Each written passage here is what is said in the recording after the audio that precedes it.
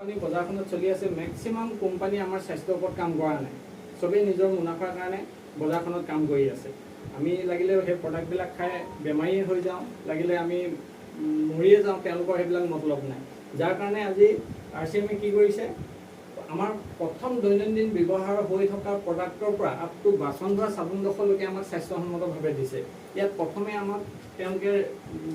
আমাক গুৰুত্ব দিছে যে আমি দৈনন্দিন ব্যৱহাৰ কৰি থকা যিবিলাক তেলৰ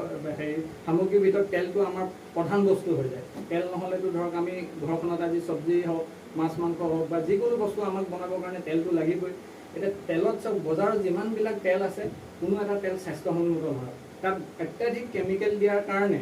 আজি আমাৰ ঘৰে ঘৰে ফেটি লিভাৰ চুগাৰৰ প্ৰব্লেম থাইৰয়ডৰ প্ৰব্লেম ইণ্টাৰনেল নাৰ্ভ ছিষ্টেম বা আপ টু কেঞ্চাৰলৈকে যে আমাৰ বেমাৰবিলাক ঘৰে ঘৰে হৈছে তাৰ মূল কাৰণ হৈছে আমাৰ বজাৰৰ তেলবিলাক যি তেলেই নহওক প্ৰত্যেকটো তেলত আমাৰ ইমান অত্যাধিক কেমিকেল দিয়া আছে যাৰ কাৰণে ধৰক আমি এতিয়া মিঠাতেলৰ গোন্ধটো পাবৰ কাৰণেও তাত কেমিকেল ইউজ কৰিছে মিঠাতেলৰ সোৱাদটো পাবৰ কাৰণেও কেমিকেল ইউজ কৰিছে যাৰ কাৰণে RCMে আমাক হেলগাৰ্ড ৰাইচ ব্ৰেন অইল আমাক ইয়াত যোগাৰ ধৰিছে যাৰ কাৰণে এইটো তেল যদি আমি ব্যৱহাৰ কৰোঁ যিটো তেলে আজি ধৰক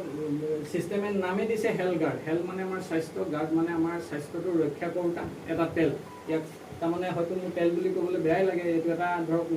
কি বুলি ক'ম এটা মৌষধি হয় তাৰমানে যিটো বস্তু আমি দৰৱৰ নিচিনাকৈও ব্যৱহাৰ কৰোঁ আজি